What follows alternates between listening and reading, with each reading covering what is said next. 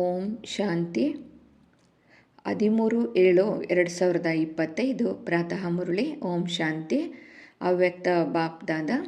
Revise date ಆಗಿದೆ 3/2/2006 ಮಧುಬನ. ಇಂದಿನ ಹೆಡ್ಲೈನ್ಸಲ್ಲಿ ಬಾಪ್ದಾದರವರು ತಿಳಿಸ್ಕೊಡ್ತಾ ಇದ್ದಾರೆ, ಪರಮಾತ್ಮನ ಪ್ರೀತಿಯಲ್ಲಿ ಇಂತಹ ಸಂಪೂರ್ಣ ಪವಿತ್ರತೆಯ ಸ್ಥಿತಿಯನ್ನು ರೂಪಿಸಿಕೊಳ್ಳಿ. ಅದರಲ್ಲಿ ವ್ಯರ್ಥದ ಹೆಸರು ಗುರುತು ಇರಬಾರದು ಅಂತ ಬಾಪ್ದಾದ ಇಲ್ಲಿ ತಿಳಿಸ್ಕೊಡ್ತಾ ಇದ್ದಾರೆ. ನಾವು ಪರಮಾತ್ಮನ ಪ್ರೀತಿಯಲ್ಲಿ ನೀವು ಸಂಪೂರ್ಣ ಪವಿತ್ರತೆಯ ಸ್ಥಿತಿಯನ್ನು ರೂಪಿಸ್ಕೊಳ್ಕೋಬೇಕಾಗಿದೆ ಅಲ್ವಾ. ಇದು ಪರಮಾತ್ಮನ ಪ್ರೀತಿಯಲ್ಲಿ ಏನೋ ಇದು ಪವಿತ್ರತೆ ಅನ್ನೋದೇ ಇದು ಬ್ರಾಹ್ಮಣ ಜೀವನಕ್ಕೆ ನಮಗೆ ಈ ಪವಿತ್ರತೆಯೇ ಫೌಂಡೇಶನ್ ಆಗಿದೆ ಅಲ್ವಾ. ನಮ್ಮ ಸಂಕಲ್ಪದಲ್ಲೇ ಆಗಲಿ, ನಾವು ಯಾವುದೇ ವ್ಯರ್ಥ ಸಂಕಲ್ಪ ಆಗಲಿ, ವ್ಯರ್ಥ ಮಾತು ಯಾವುದೂ ಬರಬಾರ್ದು. ನಮ್ಮ ಸ್ವಪ್ನದಲ್ಲಿ ಕೂಡ ಒಂದು ಅಂಶ ಮಾತ್ರವೂ ಅಪವಿತ್ರತೆ ಇರಕೂಡ್ದು ಅಂತ ಬಾಬಾ ಇಲ್ಲಿ ಹೇಳ್ತಾ ಇದ್ದಾರೆ. ಹಾಗಾಗಿ ಅದರಲ್ಲಿ ಏನಾಗಿದೆ, ನಾವು ಪವಿತ್ರತೆಯ ಸ್ಥಿತಿಯನ್ನು ರೂಪಿಸ್ಕೊಳ್ಬೇಕು ಮತ್ತು ಅದರಲ್ಲಿ ಯಾವುದೇ ವ್ಯರ್ಥದ ಹೆಸರು ಗುರುತು ಕೂಡ ಇರಬಾರದು ಅಂತ ಬಾಬಾ ಇಲ್ಲಿ ಹೇಳ್ತಾ ಇದ್ದಾರೆ.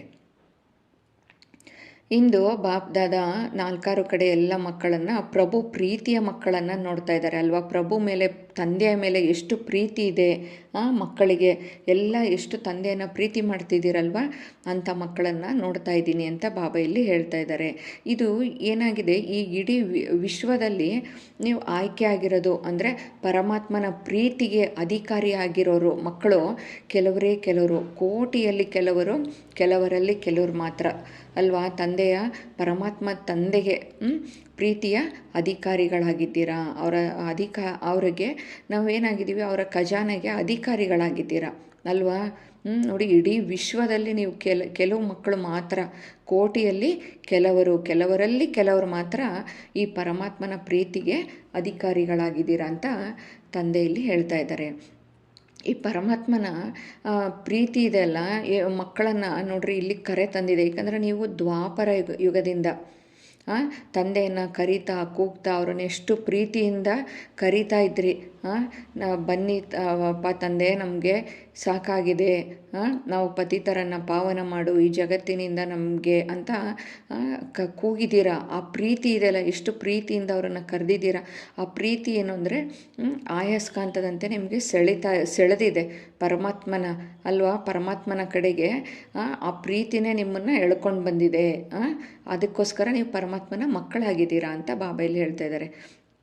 ಈ ಪರಮಾತ್ಮನ ಪ್ರೀತಿ ಏನಾಗ್ತದೆ, ನಮಗೆ ಇಡೀ ಕಲ್ಪದಲ್ಲಿ ಈ 5,000 ವರ್ಷದ ಈ ಸೃಷ್ಟಿ ನಾಟಕ ಚಕ್ರದಲ್ಲಿ ಇಡೀ ಕಲ್ಪದಲ್ಲಿ ನಮಗೆ ಈ ಅಂತಿಮ ಸಮಯದಲ್ಲಿ, ಈ ಸಂಗಮ ಯುಗದಲ್ಲಿ ಮಾತ್ರ ಸಿಗ್ಲಿಕ್ಕೆ ಸಾಧ್ಯ. ಈ ಕಲಿಯುಗದ ಅಂತಿಮ ಸಮಯದಲ್ಲಿ ಮಾತ್ರ ನಮಗೆ ಈ ಪರಮಾತ್ಮನ ಪ್ರೀತಿ ಮಾತ್ರ ನಮಗೆ ಮಕ್ಕಳಿಗೆ ಸಿಗ್ಲಿಕ್ಕೆ ಸಾಧ್ಯ ಅಲ್ವಾ.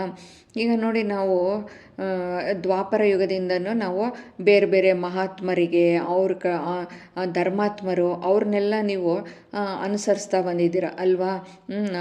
ಯಾರಾದರೂ ಧರ್ಮಾತ್ಮರು ಅವ್ರ ಕಡೆ ಪ್ರೀತಿ ತೋರಿಸೋದು, ಇಲ್ಲ ಅವರು ಏನೋ ಮಾರ್ಗವನ್ನು, ಇಲ್ಲ ಅವರು ಏನೋ ಒಂದೆರಡು ಹಿತವಚನಗಳು ಏನು ಹೇಳ್ತಾರೆ ಅದ್ರ ಕಡೆ ಗಮನ ಇರ್ತಿತ್ತು. ಯಾರಾದರೂ ಧರ್ಮಾತ್ಮರು ಆ ಅನುಭವವನ್ನು ಮಾಡ್ತಾಯಿದ್ರಿ. ಆದರೆ ಈ ಸಂಗಮ ಯುಗದಲ್ಲಿ ಮಾತ್ರ ನೀವು ಪರಮಾತ್ಮನ ಪ್ರೀತಿಯ ಅನುಭವವನ್ನು ಮಾಡಲಿಕ್ಕೆ ಸಾಧ್ಯ ಆಗ್ತದೆ. ಇದು ಕಲ್ಪದಲ್ಲಿ ಒಂದು ಬಾರಿ ಮಾತ್ರ ಇದು ನಾವು ಮಕ್ಕಳಿಗೆ ಸಿಗ್ಲಿಕ್ಕೆ ಸಾಧ್ಯ. ಈಗ ಈ ಪರಮಾತ್ಮನ ಪ್ರೀತಿಗೆ ಪಾತ್ರರಾಗಿಬಿಟ್ಟಿದ್ದೀರಲ್ವ ನೀವೆಲ್ಲರೂ. ಈಗ ಪರಮಾತ್ಮನ ಪ್ರೀತಿಗೆ ಪಾತ್ರರಾಗಿದ್ದೀರಿ ಅಂತ ಬಾಬಾ ಇಲ್ಲಿ ಹೇಳ್ತಿದ್ದಾರೆ.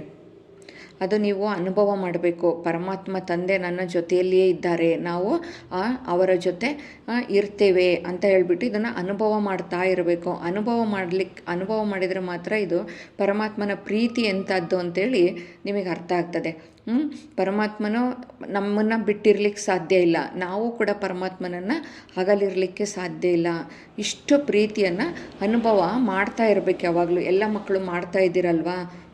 ಅದು ಪರಮಾತ್ಮನನ್ನು ಹೃದಯದಲ್ಲಿ ಇಟ್ಕೋಬೇಕಲ್ವಾ. ಬಾಬಾ ನೋಡಿ, ಈಗ ನಾವು ತಂದೆಗೆ ನಾವು ಪ್ರೀತಿ ತೋರಿಸಿದ್ರೆ ಅವರು ಏನು ಮಾಡ್ತಾರೆ, ನಮ್ಮನ್ನು ಅವರ ಹೃದಯದಲ್ಲಿ ಇಟ್ಕೊಂಡಿದ್ದಾರೆ ಪರಮಾತ್ಮ ತಂದೆ ನಾವು ಮಕ್ಕಳನ್ನು ಅವರ ಹೃದಯ ಸಿಂಹಾಸನದಲ್ಲಿ ನಮ್ಮನ್ನು ಕೂರಿಸ್ಕೊಂಡಿದ್ದಾರಲ್ವ, ಆ ಅನುಭವ ಮಾಡಬೇಕು. ಅದು ನಶೆ ಇರಬೇಕು ನಿಮಗೆ. ನನ್ನ ಹೃದಯದಲ್ಲಿ ಯಾವಾಗಲೂ ನನ್ನ ತಂದೆ ಇದ್ದಾರೆ, ಅವರನ್ನು ಅದನ್ನು ಅನುಭವ ಮಾಡಬೇಕು. ಅದು ನಶೆ ಇರಬೇಕು ಯಾವಾಗಲೂ ಅಂತ ಬಾಬಾ ಹೇಳ್ತಾ ಇದ್ದಾರೆ. ಇದು ಅನುಭವ ಮಾಡ್ತಾ ಇದ್ದೀರಲ್ವ ಎಲ್ಲ ಮಕ್ಕಳು ಅಂತ ಕೇಳ್ತಾ ಇದ್ದಾರೆ. ಒಂದು ವೇಳೆ ನೀವು ಅನುಭವ ಅದು ಆಗ್ತಾ ಇರಬೇಕು ಅಂತ ಹೇಳ್ತಾಯಿದ್ದಾರೆ. ಅನುಭವಿಗಳಾಗಿದ್ದೀರಲ್ವಾ ಎಲ್ಲರೂ ಅಂತ ಬಾಬಾ ಇಲ್ಲಿ ಕೇಳ್ತಾ ಇದ್ದಾರೆ. ತಂದೆಯು ಸಹ ಇಂತಹ ಪ್ರೀತಿಗೆ ಅಧಿಕಾರಿಗಳನ್ನು ನೋಡಿ ಎಷ್ಟು ನೀವು ಪ್ರೀತಿ ಮಾಡ್ತೀರಲ್ವಾ ತಂದೆಯನ್ನು, ಆದ್ದರಿಂದ ಈ ಪ್ರೀತಿಯ ಅಧಿಕಾರಿಗಳನ್ನ ನೋಡಿಬಿಟ್ಟು ಎಲ್ಲರನ್ನೂ ತುಂಬ ಹರ್ಷಿತ ಆಗ್ತಾಯಿದೆ, ನನಗೆ ಖುಷಿ ಆಗ್ತಾಯಿದೆ ಅಂತ ಬಾಬಾ ಇಲ್ಲಿ ತಿಳಿಸ್ಕೊಡ್ತಾ ಇದ್ದಾರೆ. ಈಗ ಬಾಬಾ ಹೇಳ್ತಿದ್ದಾರೆ, ಪರಮಾತ್ಮನಿಗೆ ಯಾರು ಎಷ್ಟು ನೀವು ಪ್ರೀತಿಯನ್ನು ತೋರಿಸ್ತಾ ಇದ್ದೀರಲ್ವಾ, ಪರಮಾತ್ಮ ಏನು ನೀವು ಯಾರು ಪ್ರೀತಿಗೆ ಈ ಥರ ತಂದೆಯ ಮೇಲಿನ ತಂದೆಯ ಪ್ರೀತಿಗೆ ಯಾರು ನೀವು ಇಷ್ಟಪಡ್ತೀರೋ, ಚಿಹ್ನೆ ಆಗಿದ್ದೀರೋ, ಅವರೊಂದಿಗೆ ಪ್ರೀತಿ ಇರೋದು ಅವ್ರ ಹಿಂದೆ ಎಲ್ಲವೂ ಬಲಿಹಾರಿ ಆಗಿಬಿಡುತ್ತೆ ಅಂತ ಬಾಬಾ ಇಲ್ಲಿ ಹೇಳ್ತಾ ಇದ್ದಾರೆ. ಸಹಜವಾಗಿ ಎಲ್ಲ ಬಲಿಹಾರಿ ಆಗಿಬಿಡುತ್ತೆ, ಬಲಿಹಾರಿಯಾಗಿ ಮಾಡಲಿಕ್ಕೆ ಸಹಜವಾಗಿ ತಯಾರಾಗಿಬಿಡ್ತೀರಾ ಅಂತ ಬಾಬಾ ಇಲ್ಲಿ ಹೇಳ್ತಾ ಇದ್ದಾರೆ. ಅಂದಾಗ ತಾವೆಲ್ಲರೂ ಪರಮಾತ್ಮ ತಂದೆಯ ಪ್ರತಿಯೊಬ್ಬ ಮಗುವು ಕೂಡ ತಂದೆಗೆ ಸಮಾನವಾಗಬೇಕು. ತಂದೆಗೆ ಏನು ಇಷ್ಟ ಇದೆ, ಮಕ್ಕಳು ಎಲ್ಲ ತನ್ನ ಸಮಾನ ಆಗಬೇಕು ಅಂತ ತಂದೆಗೆ ಇಷ್ಟ ಅಲ್ವಾ. ಈಗ ನೋಡಿ ಲೌಕಿಕದಲ್ಲೂ ಏನು ಹೇಳ್ತಾರೆ, ಮಕ್ಕಳು ಯಾವಾಗಲೂ ನನಗಿಂತ ಚೆನ್ನಾಗಿ ಹೆಚ್ಚಿಗೆ ಓದಬೇಕು, ನನಗಿನ್ನ ಒಳ್ಳೆ ಕೆಲಸ ಇರಬೇಕು ನಮ್ಮ ಮಗನಿಗೆ ನಮ್ಮ ಮಕ್ಕಳಿಗೆ ಅಂತ ಇಷ್ಟಪಡ್ತಾರಲ್ವ ತಂದೆ ತಾಯಿ. ಹಾಗೆಯೇ ಈ ಪರಮಾತ್ಮ ತಂದೆ ಏನು ಇಷ್ಟಪಡ್ತಾ ಇದ್ದಾರೆ, ನನ್ನ ಮಕ್ಕಳು ನನ್ನ ಸಮಾನ ಆಗಬೇಕು ಅಂತಾರೆ. ಆದರೆ ಬಾಬಾ ಏನು ಹೇಳ್ತಾರೆ, ನನಗಿಂತ ಜಾಸ್ತಿ ನಿಮಗೇನೆ ಅಂತ ಹೇಳ್ತಾರೆ ಅಲ್ವಾ. ಹಾಗೆ ಬಾಬನಿಗೆ ಪ್ರತಿಯೊಬ್ಬ ಮಗುವು ಕೂಡ ತಂದೆಯ ಸಮಾನವಾಗಬೇಕು ಅನ್ನೋದು ತಂದೆಗೆ ಬಹಳ ಇಷ್ಟ ಇದೆ. ಅಂಥ ಮಕ್ಕಳನ್ನು ಕಂಡ್ರೆ ತಂದೆಗೆ ತುಂಬ ಪ್ರೀತಿ, ಅವರಿಗೆ ಬಾಬನೇ ಬಲಿಹಾರಿ ಆಗಿಬಿಡ್ತಾರೆ ಅಂಥ ಮಕ್ಕಳಿಗೆ.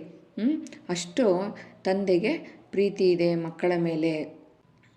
ಅದನ್ನು ಪ್ರತಿಯೊಬ್ಬರು ಚೆಹರೆಯಿಂದ ತಂದೆಯನ್ನು ಪ್ರತ್ಯಕ್ಷ ಮಾಡಬೇಕು. ತಂದೆ ಬಯಸೋದೇ ಅದು. ನಿಮ್ಮ ಮುಖದ ಮೂಲಕ, ನಿಮ್ಮ ಚೆಹರೆಯ ಮೂಲಕ, ನಿಮ್ಮ ಚಲನೆ ವಲನೆಗಳ ಮೂಲಕ ತಂದೆಯ ಪ್ರತ್ಯಕ್ಷತೆ ಆಗಬೇಕು ಅಂತ ಬಾಬಾ ಇಷ್ಟಪಡ್ತಾರೆ. ಅದು ತಂದೆ ಇಷ್ಟಪಡೋದು ಎಲ್ಲ ಮಕ್ಕಳಲ್ಲಿ. ಅದು ಕಾಣಬೇಕು ಅಂತ ತಂದೆಗೆ ಇಷ್ಟ ಇದೆ. ಅದಕ್ಕೆ ತಂದೆಗೆ ಅತಿ ಪ್ರಿಯವಾಗಿರೋದೇನು, ಅತಿ ಪ್ರಿಯವಾಗಿರೋದು ಎಲ್ರಿಗೂ ಗೊತ್ತಿದೆನಾ ಅಂತ ತಂದೆ ಕೇಳ್ತಿದ್ದಾರೆ. ತಂದೆಗೆ ಅತಿ ಪ್ರಿಯವಾದ ಸ್ಥಿತಿ ಯಾವ್ದಾಗಿದೆ ಅಂದರೆ ಸಂಪೂರ್ಣ ಪವಿತ್ರತೆ ಅಲ್ವಾ. ಈ ಪವಿತ್ರತೆ ಏನಿದೆ ಇದು ಬ್ರಾಹ್ಮಣ ಜನ್ಮದ ತಳಹಾದಿಯಾಗಿದೆ. ಈ ಪವಿತ್ರತೆಯ ಫೌಂಡೇಶನ್. ಇದು ಈ ಬ್ರಾಹ್ಮಣ ಜನ್ಮದ ಫೌಂಡೇಶನ್ ಆಗಿದೆ. ಇದೇನಾಗಿದೆ, ಸಂಪೂರ್ಣ ಪವಿತ್ರತೆಯಾಗಿದೆ ಫೌಂಡೇಶನ್ ಅಂತ ಇಲ್ಲಿ ಹೇಳ್ತಾ ಇದ್ದಾರೆ. ಸಂಪೂರ್ಣ ಪವಿತ್ರತೆಯ ಈ ಗುಹ್ಯಗತಿ ಏನು ಅಂತ ಗೊತ್ತಾ ಎಲ್ರಿಗೂ? ಇದು ಏನಂದರೆ ನಮ್ಮ ಸಂಕಲ್ಪ ಮತ್ತು ಸ್ವಪ್ನದಲ್ಲಿಯೂ ಕೂಡ ಅಂಶ ಮಾತ್ರವೂ ಅಪವಿತ್ರತೆಯ ಹೆಸರಿರಬಾರದು ಅಂತ ಹೇಳ್ತಾರೆ. ನಾವು ಏನೇ ಆಗಲಿ, ಅದು ಒಂದು ವ್ಯರ್ಥ ಸಂಕಲ್ಪ ಆಗಲಿ ಯಾವುದನ್ನೇ ಆಗಲಿ ನಾವು ಮಾಡಬಾರ್ದು, ಅದು ಕೂಡ ಅಪವಿತ್ರತೆ ಅಂತ ಬಾಬಾ ಇಲ್ಲಿ ಹೇಳ್ತಾ ಇದ್ದಾರೆ. ಈಗ ಬಾಬಾ ಹೇಳ್ತಾ ಇರೋದು ಅದಕ್ಕೆ ಈಗೇನಾಗ್ತಾಯಿದೆ, ಸಮೀಪತೆ ಆಗ್ತಾಯಿದೆ. ಅದಕ್ಕೋಸ್ಕರ ಬಾಬಾ ಪದೇ ಪದೇ ಗಮನ ತರಿಸ್ತಾರೆ ಯಾವಾಗಲೂ ಸಂಪೂರ್ಣರಾಗಿ ಅಂತ ಬಾಬಾ ಇಲ್ಲಿ. ಯಾಕಂದರೆ ಸಮಯ ಹತ್ತಿರ ಬರ್ತಾ ಇದೆ ಅಂತ ಬಾಬಾ ಇಲ್ಲಿ ತಿಳಿಸ್ಕೊಡ್ತಾ ಇದ್ದಾರೆ. ಅದಕ್ಕೆ ಸಂಪೂರ್ಣ ಪವಿತ್ರತೆ ಅಂತಂದರೆ ವ್ಯರ್ಥ ಸಂಕಲ್ಪವೂ ಸಹ, ಅದು ಒಂದು ವ್ಯರ್ಥ ಸಂಕಲ್ಪ ಮಾಡಿದರೆ ಅದು ಕೂಡ ಸಂಪೂರ್ಣತೆ ಅಲ್ಲ ಅಂತ ಬಾಬಾ ಇಲ್ಲಿ ಹೇಳ್ತಾ ಇದ್ದಾರೆ. ಸಂಪೂರ್ಣ ಪವಿತ್ರತೆ ಅಂದರೆ ನಮ್ಮ ಸಂಕಲ್ಪನೂ ಕೂಡ ಯಾವಾಗಲೂ ಶ್ರೇಷ್ಠ ಆಗಿರಬೇಕು. ಆಮೇಲೆ ವ್ಯರ್ಥ ಕೂಡ ಆಗಬಾರ್ದು, ವ್ಯರ್ಥ ಮಾಡಬಾರ್ದು. ಅಂದರೆ ಸಂಕಲ್ಪ ಏನು, ಶ್ರೇಷ್ಠವಾದ ಸಂಕಲ್ಪ, ಒಳ್ಳೆಯ ಸಂಕಲ್ಪಗಳನ್ನ ಮಾಡಬೇಕು. ಈ ತಂದೆಯ ಜ್ಞಾನದ ಬಗ್ಗೆ, ತಂದೆಯ ಕೊಡ್ತಾ ಇರೋ ಆಸ್ತಿಯ ಬಗ್ಗೆ, ತಗೊಂಡಿರೋ ಆಸ್ತಿಯ ಬಗ್ಗೆ, ಇದ್ರ ಬಗ್ಗೆ ಚಿಂತನೆ ಮಾಡಿ, ಇದನ್ನು ವಿಚಾರ ಮಾಡಿ. ಆದರೆ ವ್ಯರ್ಥ ಸಂಕಲ್ಪ, ಒಂದು ಸಂಕಲ್ಪನೂ ಕೂಡ ವ್ಯರ್ಥ ಆಗಬಾರ್ದು. ಆವಾಗ ಅದು ಕೂಡ ನಿಮಗೆ ಸಂಪೂರ್ಣತೆಯಲ್ಲಿ ಬರಲ್ಲ ಅಂತ ಬಾಬಾ ಹೇಳ್ತಾ ಇದ್ದಾರೆ. ನೀವು ಪುರುಷಾರ್ಥದಲ್ಲಿ ಮಕ್ಕಳು ಎಷ್ಟೆಷ್ಟು ಮುಂದುವರಿತಾ ಹೋಗ್ತಿರೋ ಅಷ್ಟಷ್ಟು ಏನಾಗ್ತದೆ, ರಾಯಲ್ ರೂಪದಲ್ಲೂ ಕೂಡ ವ್ಯರ್ಥ ಸಂಕಲ್ಪವು ಬರ್ತದೆ ಅಂತ ಬಾಬೆಯಲ್ಲಿ ಹೇಳ್ತಿದ್ದಾರೆ. ಅದೇನಾಗ್ತದೆ, ವ್ಯರ್ಥ ಸಂಕಲ್ಪ ಬಂದ್ಬಿಟ್ಟು ನಮ್ಮ ಸಮಯನ ವ್ಯರ್ಥ ಮಾಡಿಬಿಡುತ್ತೆ ಅಲ್ವಾ. ಅಲ್ಲಿ ನಮ್ಮ ಟೈಮ್ ಕೂಡ ಏನಾಗ್ತದೆ, ವೇಸ್ಟ್ ಆಗುತ್ತೆ. ಅಲ್ಲಿ ಟೈಮು ವ್ಯರ್ಥದಲ್ಲಿ ಸಮಾಪ್ತಿ ಆಗಿಬಿಡ್ತದೆ ಅಂತ ಬಾಬಾ ಇಲ್ಲಿ ಹೇಳ್ತಾ ಇದ್ದಾರೆ. ಅದು ರಾಯಲ್ ರೂಪದಲ್ಲಿ ಕೆಲವ್ರಿಗೇನು ಅಭಿಮಾನ ಬರ್ತದೆ ಅಲ್ವಾ, ತಮ್ಮ ಮೇಲೆ ಅಭಿಮಾನ ಮತ್ತು ಈ ಅಪಮಾನ ಎಲ್ಲ ಕೂಡ ವ್ಯರ್ಥ ಸಂಕಲ್ಪದ ರೂಪದಲ್ಲಿ ಅದೇನಾಗ್ತದೆ, ಯುದ್ಧ ಬಂದ್ಬಿಡುತ್ತೆ ಅಂತ ಅಲ್ವಾ. ನಮ್ಮ ಮನಸ್ಸಲ್ಲಿ ಏನಾಗ್ತದೆ, ಯುದ್ಧಗಳು ಶುರುವಾಗ್ಬಿಡ್ತದೆ. ಒಂದು ವೇಳೆ ಅಭಿಮಾನ ಕೂಡ ಬರ್ತದೆ ಅಲ್ವಾ. ಈಗ ನಾವು ಪರಮಾತ್ಮನಿಂದ ನಮಗೇನು ಸಿಕ್ಕಿದೆ ಅದು ಕೂಡ ಏನು, ಇದು ನಮ್ಗೆ ಯಾವುದೇ ಒಂದು ಕೊಡುಗೆ, ಒಂದು ಒಳ್ಳೆ ಜ್ಞಾನ ಹೇಳೋದಾಗಿರ್ಬೋದು, ಅಥವಾ ನಾವು ಅಲ್ಲಿ ಸೆಂಟರಲ್ಲಿ ಈಗ ಒಬ್ಬರು ಮನೆಯಲ್ಲಿ ಈಗ ಸೆಂಟರ್ ತೆಗ್ದಿರ್ಬೋದು, ಅಥವಾ ಜ್ಞಾನ ಹೇಳೋದು, ಇವ್ರು ತುಂಬ ಚೆನ್ನಾಗಿ ಜ್ಞಾನ ಕೊಡ್ಬೋದು, ಏನೇ ಇರ್ಬೋದು. ಅದೇನಾಗ್ತದೆ, ಒಂದು ವಿಶೇಷತೆ ಅಲ್ಲಿ ಬಂದಿತ್ತು ಅಂದರೆ ಅದು ಪರಮಾತ್ಮ ಕೊಟ್ಟಿರೋ ಕೊಡುಗೆ, ಅದು ಪರಮಾತ್ಮನಿಂದ ಸಿಕ್ಕಿರುತ್ತೆ. ಆದರೆ ಇವರಲ್ಲಿ ಏನಾಗ್ಬಿಡುತ್ತೆ, ಇದು ನಾನೇ ಮಾಡ್ತಾ ಇರೋದು ಅಂಥೇಳಿ ಅಭಿಮಾನ ಬಂದ್ಬಿಡುತ್ತೆ ಅಲ್ವಾ. ಅದೇನಾಗ್ತದೆ, ವಿಘ್ನ ರೂಪವಾಗಿ ಬರ್ತದೆ ಅಲ್ವಾ. ಅದು ಅಭಿಮಾನ ಸಹ ಏನಾಗಿದೆ, ಇದು ಸೂಕ್ಷ್ಮ ರೂಪದಲ್ಲಿ ಬಂದ್ಬಿಡ್ತದೆ. ಅದು ಕೂಡ ಅದೇನಾಗ್ಬಿಡ್ತದೆ, ಇಲ್ಲಿ ವ್ಯರ್ಥ. ಅದು ನನ್ನತನ ಬಂದಿತ್ತು, ಅಥವಾ ನನ್ನ ಹೆಸರು, ಅವ್ರಿಗೇನು ನನ್ನ ಹೆಸರು ಬರಬೇಕು, ನನ್ನ ಹೆಸರು ಹೇಳಬೇಕು ಅನ್ನೋದಿರುತ್ತೆ. ನನಗೆ ಸ್ಥಾನಮಾನ ಸಿಗಬೇಕು, ಈ ಥರ ಎಲ್ಲ ಬಂತು ಅಂದ್ಬಿಟ್ರೆ ಅದು ಎಲ್ಲ ಏನಾಯಿತು, ಅಲ್ಲಿ ಎಲ್ಲ ವ್ಯರ್ಥ ಬರುತ್ತೆ. ಆ ಥರ ಒಂದು ಸಂಕಲ್ಪ ಬಂತು ಅಂದ್ಬಿಟ್ರು ಅದು ನೀವು ಕೂಡ ಸಂಪೂರ್ಣತೆ ಆಗಲಿಕ್ಕೆ ಸಾಧ್ಯ ಇಲ್ಲ. ಅದಕ್ಕೆ ಯಾವಾಗಲೂ ಸ್ವಮಾನದಲ್ಲಿ ಇರಬೇಕು ಅಂತ ಬಾಬಾ ಇಲ್ಲಿ ಹೇಳ್ತಾ ಇದ್ದಾರೆ. ಅಭಿಮಾನವೂ ಬೇಡ, ಅಪಮಾನವೂ ಬೇಡ. ವ್ಯರ್ಥ ಸಂಕಲ್ಪಗಳು ಬರಲು ಇದೇ ಕಾರಣವಾಗ್ತದೆ. ಏನು, ಇಲ್ಲಿ ನಾನು ನನ್ನತನ ಅನ್ನೋದು ಬಂತು ಅಂದ್ಬಿಟ್ರೆ ಅಲ್ಲಿ ಅದೇ ವ್ಯರ್ಥ ಸಂಕಲ್ಪ ಎಲ್ಲ ಬರಲಿಕ್ಕೆ ಕಾರಣ ಆಗಿಬಿಡುತ್ತೆ ಅಲ್ವಾ. ಅದಕ್ಕೆ ಅಭಿಮಾನ ಬೇಡ, ಯಾವಾಗಲೂ ಸ್ವಮಾನದಲ್ಲಿರ್ರಿ ಅಂತ ಬಾಬಾ ಇಲ್ಲಿ ಹೇಳ್ತಾ ಇದ್ದಾರೆ ಅಲ್ವಾ. ಆದಷ್ಟು ಸ್ವಮಾನದಲ್ಲಿ ಸ್ಥಿತರಾಗಿರಬೇಕು. ನಾನು ಆತ್ಮ, ನಾನು ಈ ಶರೀರ ಅಲ್ಲ ಅಲ್ವಾ. ನಾವು ಶರೀರದಲ್ಲಿ ಬಂದ್ವಿ ಅಂದರೆ ಇದೆಲ್ಲ ಬರುತ್ತೆ, ನಾನು, ನಂದು, ನನ್ನತನ, ಅಭಿಮಾನ ಎಲ್ಲ ಬರುತ್ತೆ. ಅದಕ್ಕೆ ಆದಷ್ಟು ಸ್ವಮಾನದಲ್ಲಿ ಇರಬೇಕಾಗಿದೆ. ಬಾಪ್ ದಾದಾ ಅದಕ್ಕೆ ಪ್ರತಿಯೊಬ್ಬ ಮಗುವನ್ನು ಡಬಲ್ ಮಾಲೀಕತ್ವದ ನಿಶ್ಚಯ ಮತ್ತು ನಶೆಯಲ್ಲಿ ನೋಡ್ಲಿಕ್ಕೆ ಬಯಸ್ತಾ ಇದ್ದೀನಿ ಅಂತ ಬಾಬಾ ಹೇಳ್ತಾ ಇದ್ದಾರೆ. ಎಲ್ಲರೂ ಡಬಲ್ ಮಾಲೀಕರಾಗಬೇಕು ಅಂತ ಬಾಬಾ ಹೇಳ್ತಾ ಇದ್ದಾರೆ. ಯಾವುದದು ಡಬಲ್ ಮಾಲೀಕರು? ಒಂದನೆಯದಾಗಿದೆ, ತಂದೆಯ ಖಜಾನೆಗಳಿಗೆ ಮಾಲೀಕರು ಅಲ್ವಾ. ತಂದೆಯ ಸರ್ವ ಖಜಾನೆಗಳಿಗೆ ಮಾಲೀಕರು ಅಂದಮೇಲೆ ನೀವು. ಮತ್ತು ಎರಡನೆಯದಾಗಿದೆ ಸ್ವರಾಜ್ಯದ ಮಾಲೀಕರು. ಸ್ವರಾಜ್ಯ, ಸ್ವಮಾನ, ಸ್ವಸ್ಥಿತಿಯಲ್ಲಿ ನಿಮ್ಮ ಸ್ವರಾಜ್ಯಕ್ಕೆ ನೀವು ಮಾಲೀಕರು ಅಲ್ವಾ. ಇದು ನೋಡಿ ಡಬಲ್ ಆಯಿತು ಬಾಬಾ ಹೇಳ್ತಿರೋದು. ಅದಕ್ಕೆ ನೀವು ಡಬಲ್ ಮಾಲೀಕತ್ವದ ನಿಶ್ಚಯ ಮತ್ತು ನಶೆಯಲ್ಲಿ ಇರಬೇಕು. ಅದನ್ನು ನೋಡಲಿಕ್ಕೆ ಬಾಬಾ ಇಷ್ಟಪಡ್ತಾ ಇದ್ದಾರೆ ಅಂತ ಹೇಳ್ತಾ ಇದ್ದಾರೆ. ಈಗ ಎರಡು ಪ್ರಕಾರದ ಮಾಲೀಕತ್ವವು ಬೇಕು. ಏಕೆಂದರೆ ಎಲ್ಲರೂ ಬಾಲಕರು ಆಗಿದ್ದೀರಾ ಮತ್ತು ಮಾಲಕರು ಆಗಿದ್ದೀರಾ ಅಂತ ಬಾಬಾ ಇಲ್ಲಿ ಹೇಳ್ತಾ ಇದ್ದಾರೆ ಅಲ್ವಾ. ಬಾಲಕರು ಆಗಿದ್ದೀರಲ್ವಾ, ಅದಕ್ಕೆ ಬಾಬಾ ಹೇಳ್ತಿದ್ದಾರೆ ಬಾಲಕರಂತೂ ಎಲ್ಲರೂ ಆಗಿದ್ದೀರಾ ಅಲ್ವಾ. ತಂದೆಗೆ ನಾವು ಬಾಪ್ ದಾದ ನೋಡ್ತಾ ಇದ್ದಾರೆ. ಅದಕ್ಕೆ ಎಲ್ಲರೂ ಏನಂತೀವಿ ನಾವು ತಂದೆಗೆ ಬಾಬಾ ಅಂತೀವಿ ಅಲ್ವಾ. ಅವರು ನಮ್ಮ ತಂದೆ ಆಗಿದ್ದಾರೆ, ನಾವು ಮಕ್ಕಳಾಗಿದ್ದೀವಿ.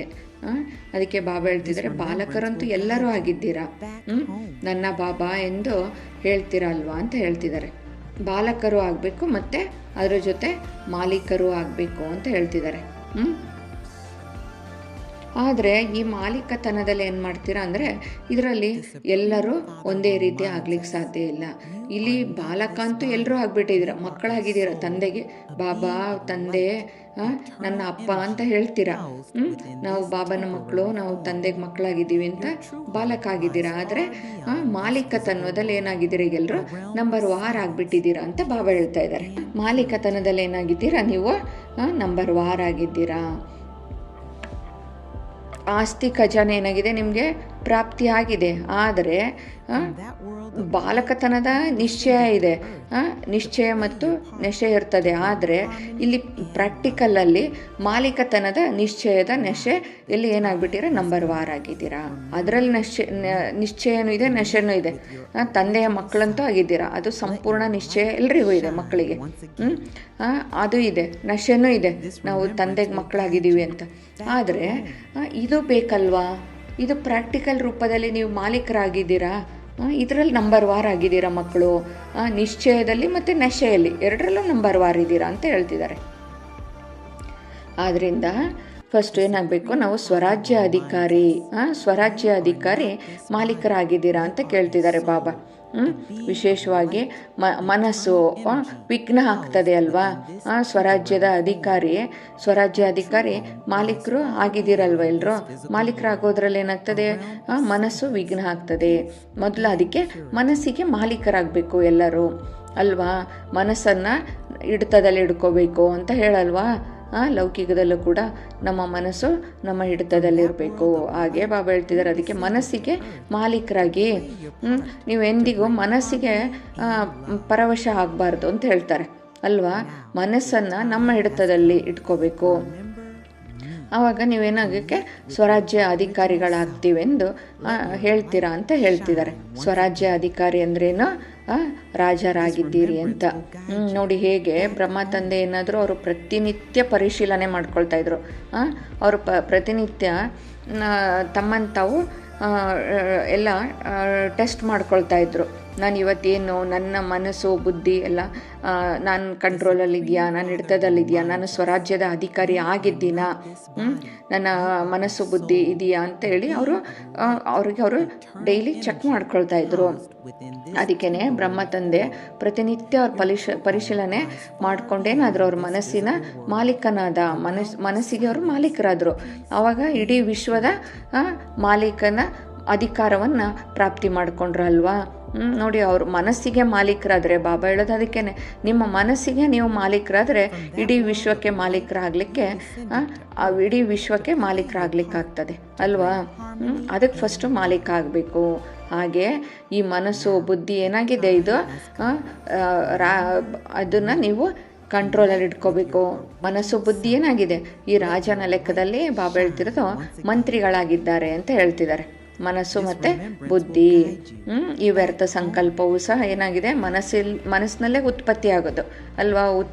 ಎಲ್ಲಿ ಬರುತ್ತೆ ಮನಸ್ಸಿನಲ್ಲೇ ವ್ಯರ್ಥ ಸಂಕಲ್ಪಗಳೆಲ್ಲಿ ಬರೋದು, ಅವು ಮನಸ್ಸಿನಲ್ಲಿಯೇ ಉತ್ಪನ್ನವಾಗ್ತದೆ. ಅಂದಾಗ ಮನಸ್ಸನ್ನು ಯಾವಾಗಲೂ ವ್ಯರ್ಥ ಸಂಕಲ್ಪಕ್ಕೆ ವಶ ಮಾಡಬಾರ್ದು.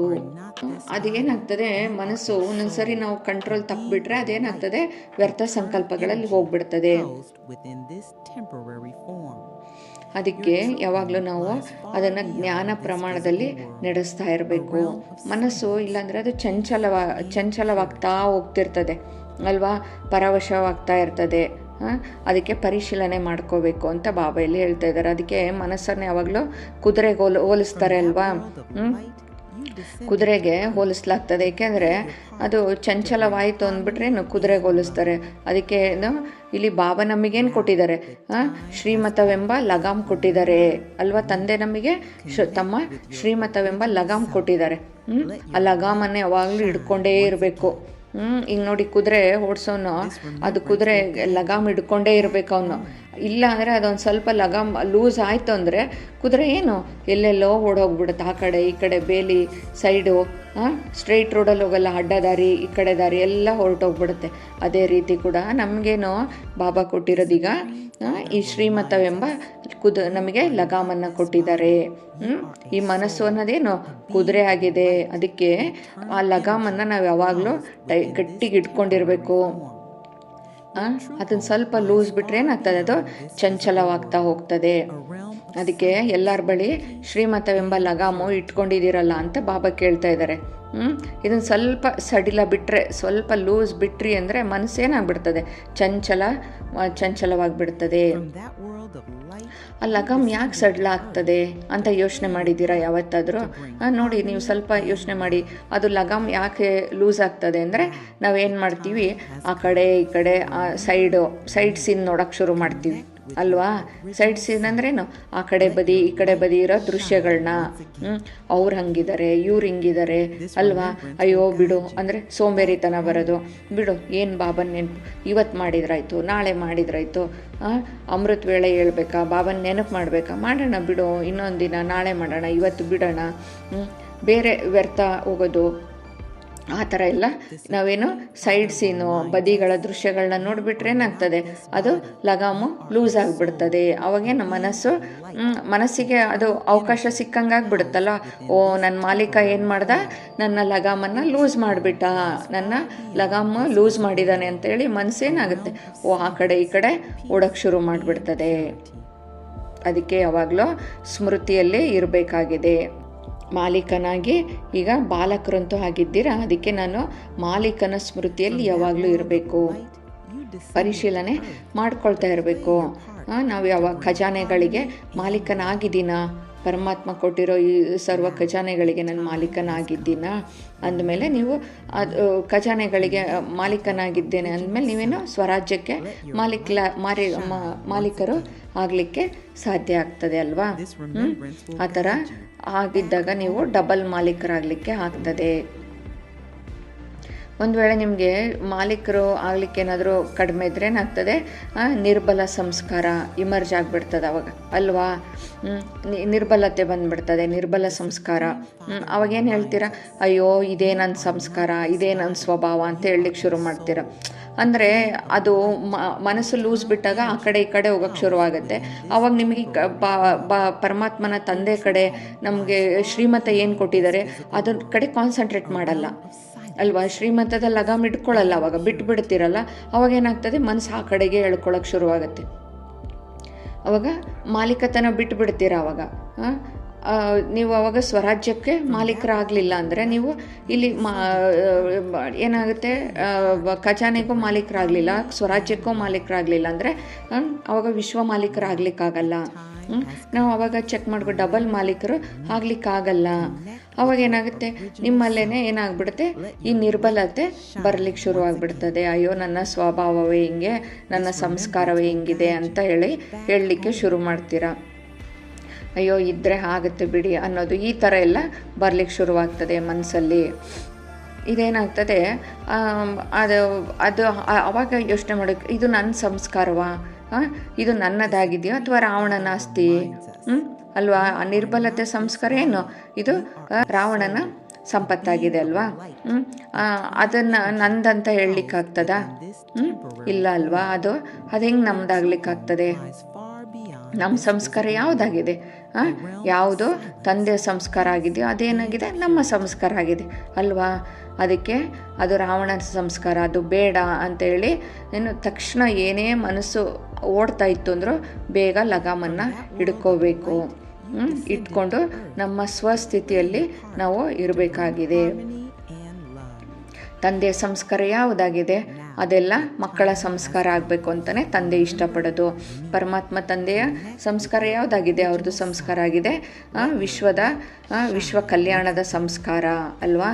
ವಿಶ್ವ ಕಲ್ಯಾಣದ ಸಂಸ್ಕಾರ ಶುಭ ಭಾವನೆ ಶುಭ ಕಾಮನೆಯ ಸಂಸ್ಕಾರವಾಗಿದೆ. ಬಲತೆಯ ಸಂಸ್ಕಾರ ಅದು ನನ್ನ ಸಂಸ್ಕಾರ ಅಂತ ಹೇಳೋದು ತಪ್ಪಾಗಿದೆ ಅಲ್ವಾ. ಅದು ಯಾವುದೋ ಮಕ್ಕಳು, ನೀವು ಮಕ್ಕಳ ಸಂಸ್ಕಾರ ಅಲ್ಲ ಅಂತ ಬಾಬಾ ಹೇಳ್ತಿದ್ದಾರೆ. ತಂದೆಯ ಸಂಸ್ಕಾರ ಯಾವುದಾಗಿದೆ ಅದು ಮಕ್ಕಳ ಸಂಸ್ಕಾರ ಆಗಿದೆ. ಅದಕ್ಕೆ ತಂದೆಯ ಸಂಸ್ಕಾರವನ್ನು ನಾವು ಹೃದಯದಲ್ಲಿ ಕೂಡಿಸ್ಕೋಬೇಕಾಗಿದೆ. ಅವಾಗೇನಾಗ್ತದೆ, ನೀವು ಅದನ್ನು ಕೂರಿಸ್ಕೊಂಡಾಗ ಅಶುದ್ಧ ವಸ್ತು ಮತ್ತು ನೀವು ಅಶುದ್ಧ ಮತ್ತು ಶುದ್ಧ ಎರಡನ್ನೂ ಇಟ್ಕೊಂಡಾಗ ಏನಾಗುತ್ತೆ, ಮತ್ತೆ ಅಲ್ಲಿ ನಿಮ್ಮಲ್ಲಿ ಯುದ್ಧ ಶುರುವಾಗ್ಬಿಡುತ್ತೆ ಅಂತ ಬಾಬಾ ಇಲ್ಲಿ ಹೇಳ್ತಿದ್ದಾರೆ. ಶುದ್ಧವಾದ ಸಂಸ್ಕಾರ, ತಂದೆ ಕೊಟ್ಟಿರೋವಂಥ ಸಂಸ್ಕಾರನ ಹೃದಯದಲ್ಲಿ ಕೂರಿಸ್ಕೊಂಡ್ರೆ ಅದು ನಿಮ್ಮ ಸಂಸ್ಕಾರ ಆಗ್ತದೆ. ಅದು ಬಿಟ್ಟು ಈ ನಿರ್ಬಲತೆ ಅಶುದ್ಧ ಸಂಸ್ಕಾರನ ನಿಮ್ಮ ಹೃದಯದಲ್ಲಿ ಕೂರಿಸ್ಕೊಂಡ್ರೆ ಅದು ನಿಮ್ಮ ಶುದ್ಧ ಸಂಸ್ಕಾರ ಅಂತ ಹೇಳ್ಕೊಳ್ತೀರಾ, ಇಲ್ಲ ತಾನೆ. ಅವಾಗೇನಾಗ್ತದೆ, ಈ ಕಡೆ ಅಶುಭ ಇಲ್ಲಿ ಶುಭ, ಅವಾಗ ಎರಡೂ ಹೃದಯದಲ್ಲಿ ಇತ್ತು ಅಂದರೆ ಏನಾಗ್ತದೆ, ಅದು ಯುದ್ಧ ಶುರುವಾಗ್ಬಿಡ್ತದೆ. ಮತ್ತೆ ಯುದ್ಧವನ್ನೇ ಮಾಡ್ತಾ ಇರ್ತೀರಾ ಅಂತ ಬಾಬಾ ಹೇಳ್ತಿದ್ದಾರದು. ಅದಕ್ಕೆ ನೀವು ಆ ಅಶುದ್ಧ ಸಂಸ್ಕಾರ ಅದೇನೇ ಅದು ನಿಮ್ಮ ಸಂಸ್ಕಾರ ಅಲ್ಲ, ಅದು ನಿಮ್ಮ ಸಂಕಲ್ಪ ವಾಣಿ ಇಲ್ಲಿ ಬಂತು ಅಂದರೆ ನೀವು ಅದನ್ನ ಪರಿಶೀಲನೆ ಮಾಡಿಕೊಳ್ಳಿ. ಈ ಅಶುಭ ಸಂಸ್ಕಾರವು ನನ್ನದಲ್ಲ ಅಂದಮೇಲೆ ಆ ಸಂಸ್ಕಾರ ಪರಿವರ್ತನೆ ಮಾಡಿಕೊಳ್ಳಿ. ಅದೆಲ್ಲಾದರೂ ಅಶುಭ ಬಂತು, ಈ ಥರ ವ್ಯರ್ಥ ಸಂಕಲ್ಪ, ಅಶುಭ ಸಂಸ್ಕಾರ, ನಿರ್ಬಲತೆ ಬಂತು ಅಂದಾಗ ಸಡನ್ನಾಗಿ ಚೆಕ್ ಮಾಡ್ಕೊಳ್ಳಿ. ಇದು ನನ್ನ ಸಂಸ್ಕಾರ ಅಲ್ಲ, ನನ್ನ ಸಂಸ್ಕಾರ ಯಾವುದಾಗಿದೆ, ನನ್ನ ಪರಮಾತ್ಮ ತಂದೆ ಏನಿದೆ ಅದು ನನ್ನ ಸಂಸ್ಕಾರ ಆಗಿದೆ, ತಂದೆಯ ಸಂಸ್ಕಾರವೇ ನನ್ನ ಸಂಸ್ಕಾರ ಅಂತ ಹೇಳಿ ಆವಾಗ ಚೆಕ್ ಮಾಡಿಕೊಂಡು ಪರಿವರ್ತನೆ ಮಾಡ್ಕೋಬೇಕಾಗಿದೆ.